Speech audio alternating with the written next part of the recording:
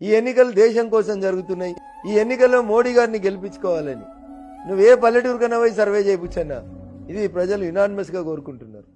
ఎందుకంటే 100 ఉదాహరణలు వాళ్ళ కళ్ళ ముంగట ఉన్నాయి.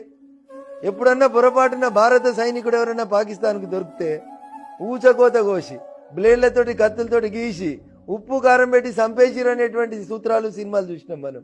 కానీ పొరపాటున మన యుద్ధ విమానం ఒకటి పాకిస్తాన్ లో ఊలిపోతే ప్రాణాలతోటి అభినందన్ అనే పైలట్ దొరికితే 24 గంటల్లో అభినందన్ మా దేశంలో ఉండాలని చెప్పిండు. ఉండకపోతే బాంబులెత్తానులే, బెదిరియలే, మీ సంగతి కూడా చూస్తానులే. ఆఖరికి అభినందన్ ని భారతదేశం కోరుకుంటుంది.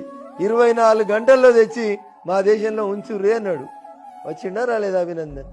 ఇంకేం కావాలన్న దేశ ప్రజలకి? కాంగ్రెస్ వాడు అధికారంలో ఉంటే నువ్వు సాయిబాబా గుడి కాడికి పోయి దండం పెడతా అంటే బాంబులు వెళ్తాయి. పొద్దుకినాక పెళ్ళాం పిల్లలతో పోయి లుంబిని పార్క్ లో వాకింగ్ చేస్తా అంటే బాంబులు వెళ్తాయి. అరే పిల్లగాడు అడిగిన గప్చిపులు తిందామని గోకులు చాటుకోతే బాంబులు వెళ్తాయి. ఫారినర్స్ వచ్చి తాజ్ హోటల్ మంచిగుంది సముద్ర తీరాన్ని ఉందామంటే తుపాకులు పెట్టి పేలుస్తారు. రోజు బాంబులు వేలాలంటే కాంగ్రెస్ పార్టీ కోటేయ్యి. ఒక్క దీపావళి నాడే బాంబులు వేలాలంటే భారతీయ జనతా పార్టీ కోటేయ్యి. ఇది నేను ఈ దేశ ప్రజలకు చేస్తున్నటువంటి అప్పీల్.